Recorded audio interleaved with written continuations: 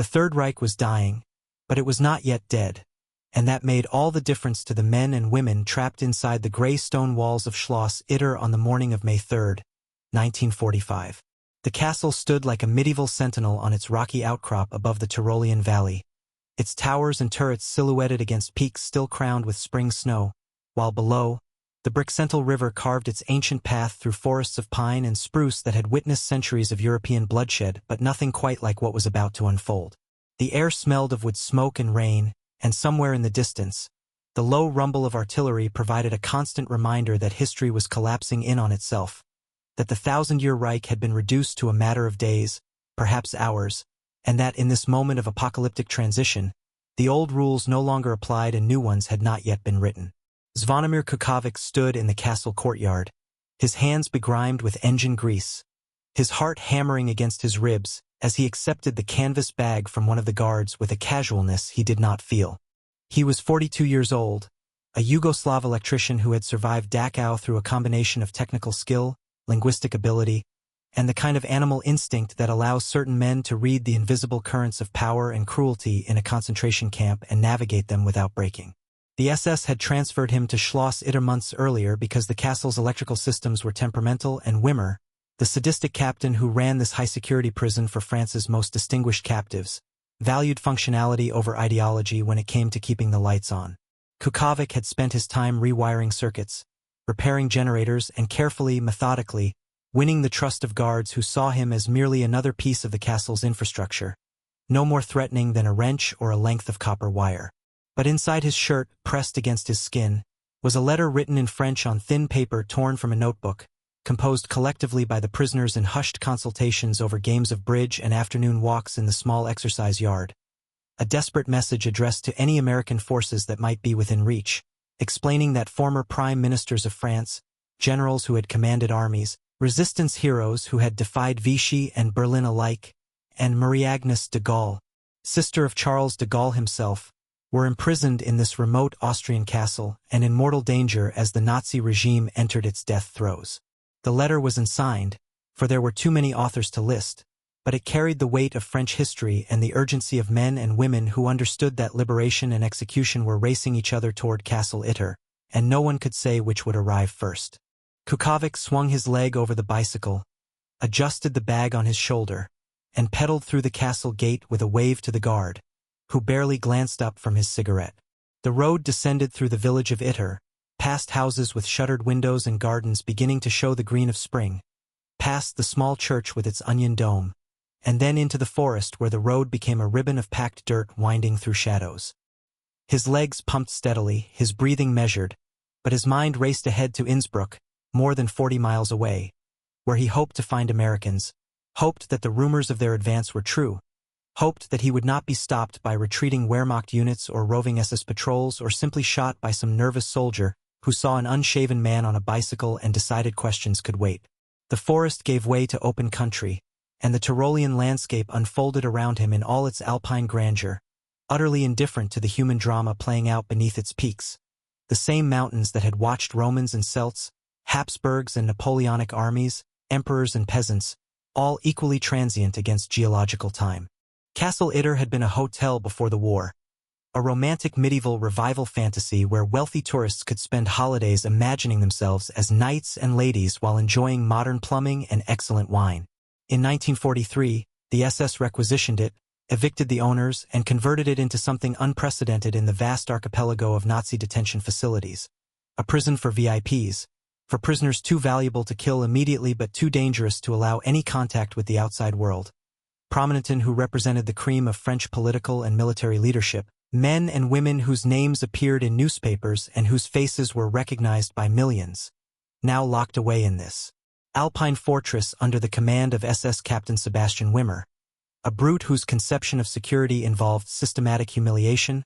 arbitrary punishments, and the constant threat of violence. The prisoners included Paul Reynaud, who had been Prime Minister of France when Hitler invaded, a small, intense man with a brilliant legal mind who had spent 5 years in various prisons watching his nation fall and rise again without him.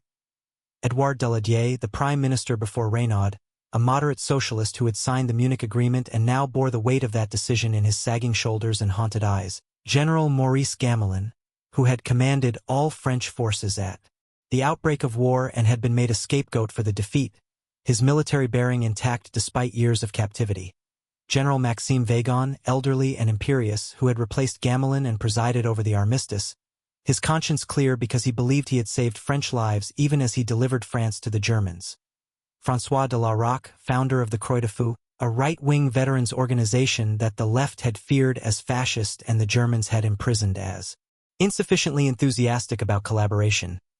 Michel Clemenceau, son of the tiger who had led France to victory in the First World War, bearing his father's name like a burden and a benediction. Jean Borotra, the bounding Basque, one of the four musketeers of French tennis who had thrilled crowds at Wimbledon and Roland Garros, his athletic grace now constrained by stone walls and barbed wire. Marie-Agnes Caillaux, Charles de Gaulle's older sister, arrested with her husband because family ties to the leader of Free France made them automatic enemies of the Reich. And others, a collection of individuals who would never have chosen each other's company in normal times. Men whose political positions ranged from conservative to socialist, who had been rivals and sometimes bitter enemies, who blamed each other for France's defeat and argued about its future, but who now shared a common fate and a growing awareness that they might not survive to see that future unless help came soon. The castle itself was a paradox, beautiful and imprisoning. Its rooms furnished with remnants of its hotel past, paintings still on walls, Persian rugs over stone floors, but windows barred and doors locked, guards stationed at every exit. Freedom reduced to the small courtyard where prisoners could walk for an hour each afternoon under the watchful eyes of men in black uniforms. The prisoners had organized themselves with the discipline of military men and the civility of politicians, establishing routines, sharing what news filtered through from guards or from Kuković's carefully casual mentions of what he heard on forbidden radio broadcasts, playing cards and chess, discussing history and literature, maintaining the forms of civilization even as civilization itself seemed to be ending beyond their walls. They knew that as the Reich collapsed, their value as hostages was evaporating, and they knew what happened to prisoners who became inconvenient, had heard the rumors of massacres and death marches, of camps liberated to reveal mountains of corpses and walking skeletons, and they understood that Wehrmacht could decide at any moment that it was easier to eliminate them than to continue feeding and guarding them. But in late April, something shifted. The distant artillery grew louder, close enough that they could feel it as a pressure in the chest, a reminder that the front was approaching. Guards became nervous, distracted, their swagger replaced by furtive glances toward the mountains as if calculating escape routes. And then, on the 2nd of May, Wehrmacht and most of his SS detachment simply vanished, abandoning their posts in the night, taking vehicles and supplies and fleeing towards some imagined refuge in the chaos of collapse. The prisoners awoke to find themselves guarded by a skeleton crew of elderly Volkssturm militia and a handful of regular Wehrmacht soldiers who seemed more interested in survival than in maintaining the security of French VIPs. For a few surreal hours, the prisoners simply stared at each other across the breakfast table, processing the reality that they were no longer truly imprisoned, that the lock still worked but there was no longer any organized force compelling them to obey. And then, with the instinct of men who had commanded armies and governed nations, they began to organize their own defense. The handful of remaining guards offered no resistance when General Weygand, drawing on 7 decades of military authority, simply informed them that they were now under French command and would cooperate or be treated as enemies. Weapons were located in the guard posts, a few rifles and pistols, barely enough to arm a dozen men, and the prisoners established watch rotations, barricaded the main gate, and ran a French tricolor up the castle's flagpole, a piece of cloth that had been hidden away by one of the prisoners for years against just such a moment, faded and creased but unmistakably the symbol of France. They were acutely aware that the flag might protect them from advancing American or Free French forces but would make them a target for any SS units still operating in the area, for die-hard Nazis who would see the castle as a symbol of resistance and its occupants as traitors. It was at this moment, as the prisoners debated their next move in the castle's main hall, its Gothic windows admitting slants of afternoon light that illuminated dust motes and worried faces, that they entrusted Kuković with the letter and sent him on his bicycle journey to find Americans who might or might not be within reach, who might or might not care about a castle full of French prisoners when they were trying to win a war. Kuković reached Innsbruck as darkness fell, his legs burning from the long ride, his clothes soaked with sweat despite the mountain chill. The city was a confusion of retreating German troops, displaced persons, Austrian civilians emerging from cellars, and the first American units probing into the outskirts, a chaotic mixing of victors and vanquished that seemed to change from street to street. He found the command post of the 409th Infantry Regiment in a requisition hotel, presented himself to a suspicious sergeant who spoke no French or Serbo-Croatian, and through a combination of gestures and eventually a German-speaking officer, managed to convey his message and hand over the letter. The officer read it, his expression shifting from skepticism to interest as he parsed the names, Reynaud and Daladier and Vagon, names he recognized from newsreels and briefings, and within hours, the information was passed up the chain of command to officers who understood that the rescue of such high-profile prisoners would be not just a humanitarian mission but a propaganda victory, a feel-good story in the final chapter of the European War. But Kuković did not return immediately to the castle, delayed by debriefings and the simple logistical chaos of an army occupying enemy territory. And as the hours stretched into a day and then 2 days, the prisoners at Castle Itter grew increasingly anxious. Had he been captured? Had he delivered the message? Were the Americans coming? Or would they arrive too late? On the 4th of May, unable to wait any longer, the prisoners sent out another courier, Andreas Krobot, a Czech cook who had been assigned to the castle and who had befriended the prisoners, a quiet man in his 50s who had survived by being useful and invisible, but who now volunteered to risk his life for people who were not his countrymen but who represented something worth preserving. Krobot set out not for Innsbruck but for the town of Wergl, much closer, about 10 miles to the north, where rumors suggested that a local resistance movement had taken control as the Nazi administration evaporated. Wergl was in the grip of a remarkable transformation. Major Josef Gangl, a decorated Wehrmacht officer who had fought in Poland and France and Russia, who had been wounded and awarded medals and promoted through the ranks, had spent the final months of the war undergoing a profound disillusionment with the regime he had served. He had witnessed atrocities, had seen the SS execute civilians and prisoners, had watched his country destroy itself in the service of a madman's ideology, and as the war entered its final weeks, he had made contact with the Austrian resistance, a loose network of communists, socialists, Catholics, and simple patriots who wanted to see the end of Nazi rule without their towns being destroyed in a last-ditch defense. When the local Nazi Party officials fled Wergl on May 3, Gangl and a group of like-minded Wehrmacht soldiers and resistance fighters took control of the town, disarmed die-hard SS units, and established an uneasy peace, positioning themselves between the retreating German forces and the advancing Americans as protectors of the civilian population. Gangl was a tall man with a lean face and tired eyes, a professional soldier who had spent 5 years following orders and now, in the war's final days, was following his conscience instead, knowing that it might get him killed but unable to do otherwise. When Krobot stumbled into Wergl and explained the situation at Castle Itter, Gangl grasped immediately both the opportunity and the danger. If the French VIPs could be protected, it would be a significant gesture toward the Allies, proof that not all German officers were war criminals, that some had retained their honor, and it might, just possibly, matter when the occupation authorities began sorting through the rubble and deciding who would be punished and who might be allowed to help rebuild. But he also understood that his small force of Wehrmacht defectors and resistance fighters would not be enough to hold the castle against a determined SS attack. Not if the fanatics decided to make a last stand or simply to eliminate prisoners who could testify against them. He needed the Americans, needed their firepower and their legitimacy, needed the protection that came from operating under their authority rather than as a rogue Wehrmacht officer in a legal limbo that could easily be reinterpreted as treason. Gangl took a small group of his men and drove toward the American lines in a commandeered truck flying a white flag,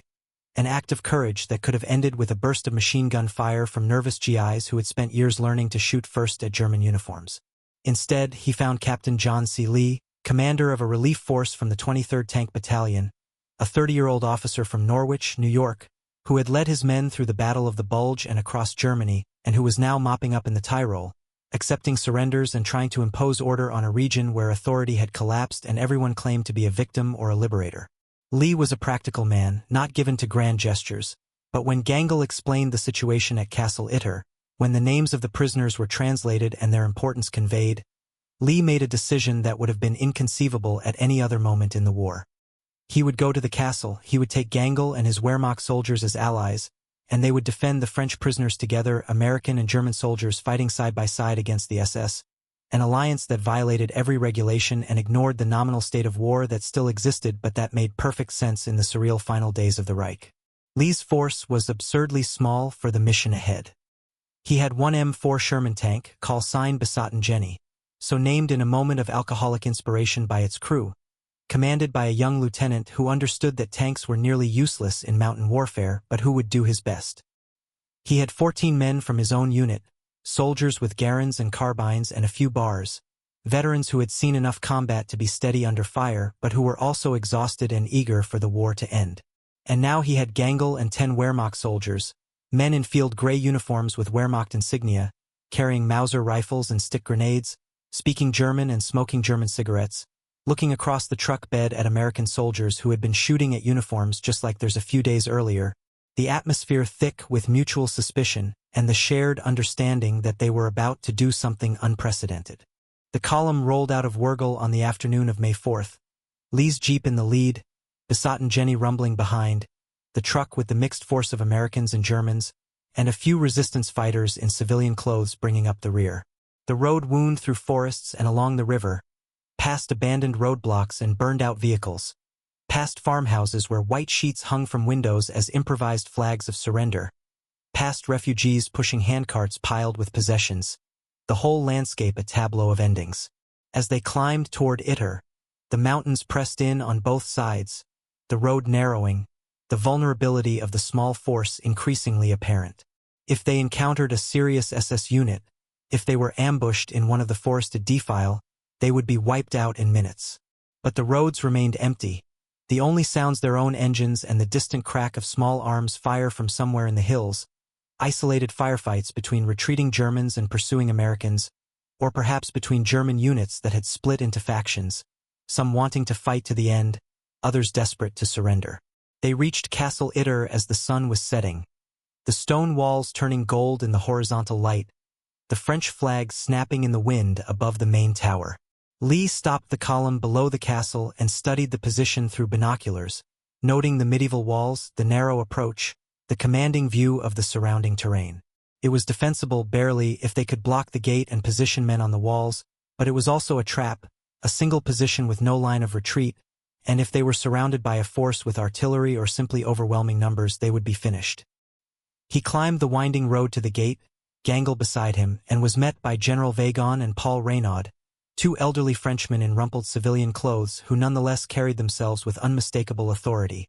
men who had commanded divisions and governed nations and who now shook hands with an American tank captain and a Wehrmacht major, the absurdity of the moment lost on no one. Reynaud explained the situation in precise, accented English. They had perhaps a dozen rifles among all the prisoners and guards. They had some food, enough for a few days. They had no communication with the outside world, no radio, no telephone line that worked. And they had seen, over the past 24 hours, reconnaissance parties of SS troops observing the castle from the tree line,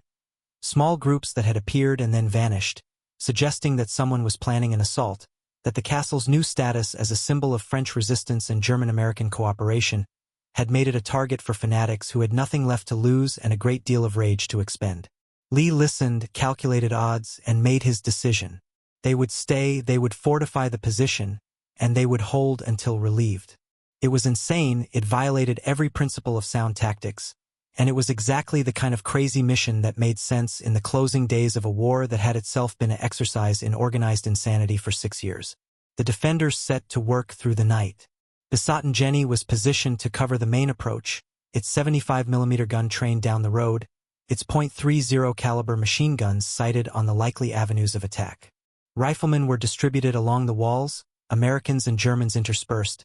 Lee making a conscious decision to mix the forces so that no one could retreat or defect without it being immediately obvious. Furniture was dragged to barricade the gate, heavy tables and cabinets piled to create an obstacle that would slow any assault. The prisoners, these former prime ministers and generals, insisted on contributing, and Lee, recognizing that their participation would bind them psychologically to the defense, agreed. Weygand supervised the fortification of the main hall, his voice sharp with the authority of a man who had once commanded armies and who would not be denied the right to defend himself now. Borotra, the tennis champion, whose reflexes and competitive fire had made him a Wimbledon champion, volunteered for the most exposed position on the outer wall, cradling a rifle he barely knew how to use but determined to be useful. Marie-Agnes de Gaulle helped organize the supplies, her face drawn but composed, knowing that if the castle fell to the SS, her name would guarantee her a particularly brutal end. And into this unlikely assembly stepped Kurt-Siegfried Schrader, an SS officer who had been the castle's telecommunications officer, a young man of perhaps 25 who had joined the Waffen-SS years earlier when it seemed like the path to glory, and who had spent the intervening years watching that glory curdle into atrocity and defeat. When Wimmer fled, Schrader had remained, not out of loyalty to the prisoners but because he had nowhere else to go and no illusions about what awaited SS officers if they were captured by advancing Soviet or American forces. He had spent the days since Wimmer's departure helping the prisoners, a tentative offer of assistance that was received with deep suspicion but also pragmatic acceptance. And now, as the castle prepared for battle,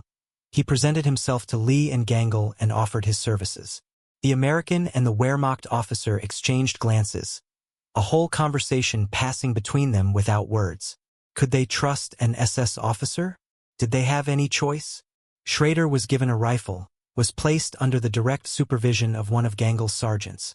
and was told that at the first sign of betrayal, he would be shot. He nodded his understanding and took his position on the wall, a man without a country, fighting alongside those he had been trained to destroy against those who had been his brothers in arms, the moral complexities of his situation beyond anything that could be resolved in the moment. The attack began at dawn on May 5th, not with a dramatic artillery barrage but with the crack of rifle fire from the tree line, snipers probing the defenses, trying to identify weak points and draw out the defenders. Lee ordered his men to hold fire, to conserve ammunition, to not reveal their positions until targets were clear. The SS forces, elements of the 17th SS Panzergrenadier Division augmented by retreating stragglers and local Gestapo units, who saw the castle as one last chance to demonstrate their loyalty to a regime that no longer existed, had spent the night assembling in the forest, a force estimated at over 100 men, equipped with machine guns and mortars and a fanatical determination to erase this symbol of German-American cooperation and French survival. They advanced in rushes, using the terrain for cover, a textbook assault that showed professional training, and as they closed the distance, the volume of fire increased, bullets whining off stone walls, shattering windows, kicking up splinters from the wooden gate. Besotten Jenny roared to life, its main gun belching smoke and flame, a high-explosive shell screaming toward the tree line and detonating in an orange-black blossom that sent shattered wood and earth skyward. The tank's machine guns chattered, long bursts that swept the open ground, forcing the SS troops to ground, disrupting their assault before it could build momentum. On the walls, Americans and Germans fired with careful precision, single shots and short bursts, making every round count, while inside the castle, the French prisoners loaded magazines, carried ammunition, tended to a wounded Wehrmacht soldier who had been hit by a ricochet, their hands steady despite the terror that came with being old men and women under fire, not soldiers but symbols, their survival a matter of historical record if they lived and a footnote if they died. The battle settled into a pattern, assault and repulse, the SS forces trying to find a weak point, the defenders shifting to meet each threat, Besotten Jenny lumbering from position to position, its crew working in the cramped, hot interior, loading and firing, the brass casings piling up on the floor, the air inside thick with propellant smoke. Lee moved constantly, checking positions, redistributing ammunition, shouting encouragement, his voice hoarse, his uniform soaked with sweat despite the cool mountain air. Gangl fought alongside his men, a Wehrmacht major commanding Wehrmacht soldiers who were fighting against their own SS comrades, his face set in grim concentration, knowing that if they lost, if the castle fell, he would be labeled a traitor and executed on the spot, that there would be no trial, no explanation accepted, just a bullet and an unmarked grave. By mid-morning, the situation was deteriorating. Ammunition was running low, the magazines growing lighter, the boxes in the castle's armory nearly empty. Besotten Jenny had taken several hits from Panzerfausts, the German anti-tank weapons, one of which had damaged its tracks, limiting its mobility, reducing it to a stationary pillbox. The SS forces were learning the defense's rhythms, coordinating their assaults, using suppressing fire to allow squads to advance, and it was only a matter of time before they breached the gate or found a scaling ladder and came over the walls. In the main hall, Reynaud and Daladier, the two former prime ministers who had spent years blaming each other for France's defeat, sat side by side loading rifle magazines with fingers that trembled slightly, their enmity forgotten in the shared necessity of survival, while outside, the battle raged with an intensity that seemed to mock the war's impending end, as if the conflict could not finish without one more spasm of violence, one more senseless expenditure of lives. It was Borotra who proposed the desperate gambit. The tennis champion, still fit despite his years in captivity, pointed out that if they could get word to the American forces known to be in the area, if they could bring reinforcements, the battle could be won, but time was running out. Lee looked at him, this middle-aged Frenchman in borrowed clothes, and asked the obvious question. How? The castle was surrounded. The SS had snipers covering every approach. Anyone trying to leave would be cut down before they made 50 yards. Borotra's response was simple. He would go through the forest, using his speed and his athlete's instincts, moving through terrain where snipers would have limited sight lines, trusting his conditioning and his luck. It was insane, it was probably suicidal, and it was their best chance. Lee hesitated, then nodded. Borotra shook hands with Reynaud, embraced General Vagon, and then, at a moment when the SS assault had momentarily stalled, when the defenders' return fire had driven the attackers back into the tree line, he slipped out a side gate, vaulted a low wall, and disappeared into the forest at a run, his legs pumping, his body low, moving with the grace that had made him a champion, dodging through trees, leaping over fallen logs, the shouts of surprised SS soldiers behind him, the crack of rifle shots, bullets smacking into tree trunks, but he was fast. God, he was fast, faster than middle-aged SS troopers who had been eating field rations and smoking too many cigarettes, and within minutes, he had broken through their perimeter and was running flat out down the mountain road toward Wurgel, his lungs burning, his heart hammering, not looking back, focused only on the next 100 yards, the next turn, the next mile. Back at the castle, the defenders did not know if Borotra had made it, had no way of knowing, could only continue fighting, continue holding, continue burning through their dwindling ammunition in the hope that relief would come in time. The SS launched another assault, their most determined yet, a mass of figures rushing from the tree line, firing from the hip, throwing grenades, and for a few terrible minutes, it seemed that they would break through, that the gate would give way, that the castle would be overrun. Gangl was everywhere, directing fire, rallying his men, and then, as he pulled Paul Reynaud away from a window where the former prime minister had been firing a pistol with more enthusiasm than accuracy, a sniper's bullet found him, punching through his neck, and he went down hard, blood spreading across the stone floor, his eyes wide with surprise and then with the knowledge that he was dying. They dragged him inside, tried to staunch the bleeding, but it was no use. The bullet had severed the carotid, and within minutes Josef Gangl, Wehrmacht major and Austrian resistance leader, the man who had chosen honor over orders in the war's final days, was dead, his blood soaking into the floor of a castle he had tried to save, his last act pulling a French politician out of the line of fire. Reynaud, this small, fierce man who had governed France in its darkest hour, knelt beside Gangl's body, his face streaked with tears, and in that moment, the complexity of the war, the impossible moral calculus of occupation and resistance, collaboration and defiance, duty and conscience,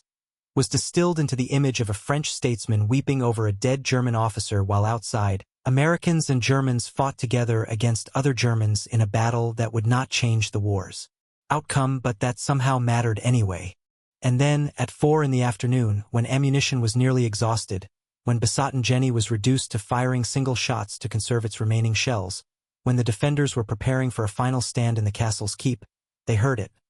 The sound of engines, many engines, the rumble and clank of tracked vehicles, and over the sounds of battle, the distinct rattle of American .30 caliber machine guns, a sound every soldier recognized,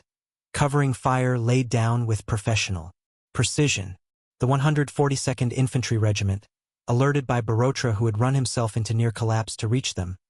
had fought their way up the mountain road, and now they arrived in overwhelming force, companies of infantry with tank support, sweeping around the castle, catching the SS troops between hammer and anvil, and the battle, which had raged for hours, ended with shocking speed. The SS forces, recognizing they were trapped, tried to retreat, but the Americans cut them off, and within an hour, over 100 SS soldiers had been killed or captured, their weapons piled in the courtyard, the survivors sitting with hands on their heads, sullen and defeated, while American MPs moved among them, separating officers from enlisted men, identifying those with SS blood group tattoos, beginning the process of sorting the war criminals from the merely complicit. Inside the castle, Lee and his men, these 14 Americans who had held off a force 10 times their size with the help of a handful of Germans and one tank, simply collapsed, too exhausted to celebrate, too numb to process what they had done. The French prisoners emerged into the courtyard, blinking in the afternoon light, alive when they had expected to die, free when they had prepared for a last stand, and they moved among the defenders, shaking hands, embracing, thanking men who spoke no French, thanking Germans who had fought for them, thanking the dead major who lay covered with a blanket in the hall. The news of the battle spread rapidly through the American command structure. A bizarre, feel-good story in the war's final days, Americans and Germans fighting together at a castle, saving French VIPs, and by May 10th, arrangements had been made to evacuate the prisoners to Paris in style. A convoy of vehicles with motorcycle escorts, photographers waiting to capture the moment, de Gaulle himself preparing to greet his sister, and these symbols of French endurance. They left Castle Itter in the morning, these elderly statesmen and women who had survived imprisonment, deprivation, and finally a battle, and as their convoy wound down the mountain road, they passed through villages where Austrian civilians emerged to stare, where American soldiers snapped to attention, where the war was visibly ending in surrenders and celebrations and the strange, tentative beginning of peace. Castle Itter stands today much as it did in May of 1945, its walls still bearing scars from small arms fire, a memorial plaque commemorating Josef Gangl, the Wehrmacht officer who gave his life protecting a French politician from Nazi assassins. His story a reminder that even in humanity's darkest hours, even in a war that seemed to reduce men to categories of enemy and friend, oppressor and victim, there remained the possibility of choice, of individuals deciding that orders could be disobeyed, that alliances could be forged across lines of enmity, that honor meant something even when everything else had collapsed. The battle was militarily insignificant, changing nothing about the war's outcome, irrelevant to the grand strategies and massive offensives that had brought the Reich to its knees, but it endures in historical memory because it represents something deeply human and deeply necessary to believe.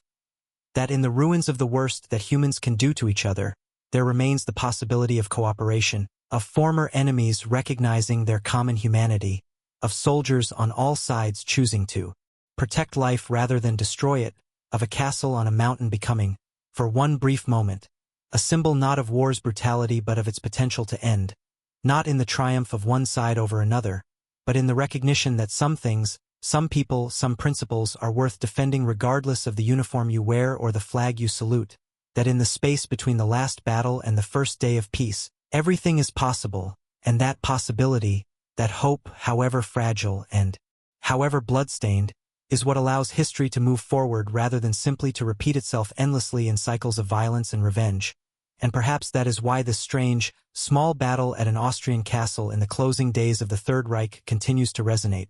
continues to be told and retold, continues to matter to those who hear it, because it suggests that even in war, especially in war, the choices we make define us more than the causes we serve, and that the line between enemy and ally, between darkness and light, between despair and hope, is thinner than we imagine and more permeable than we dare to believe, and that on that May afternoon when French prisoners and American soldiers and German defectors and an SS officer who chose redemption over nihilism stood together on medieval walls and held off the forces of fanaticism, they were not just fighting for survival, they were fighting for the idea that the war had to mean something, that it could not end in simple exhaustion and mutual destruction, that there had to be a moment, even if only one, when the categories broke down and humanity reasserted itself, and Castle Itter, improbable and unforgettable, was that moment, was that place, was that story, and it remains so today, a testament to courage and conscience and the stubborn refusal of certain men and women to accept that the worst aspects of human nature must always triumph. Their battle a reminder that history is made not just by armies and generals and grand strategies but by individuals who, in a moment of crisis, in a castle under fire, with ammunition running low and odds insurmountable, choose to fight not for conquest or revenge but for the simple, radical proposition that some things are worth defending, some people are worth saving, and that the line between victors and vanquished, between us and them, between hope and despair, can be crossed, must be crossed, was crossed on that spring day in the mountains of Tyrol, when the war ended not with a whimper but with a battle that should never have happened, that made no sense, that violated every rule, and that therefore represented everything the war was supposed to be about and everything it had failed to be, a final, defiant gesture toward a better world that might just possibly emerge from the ruins.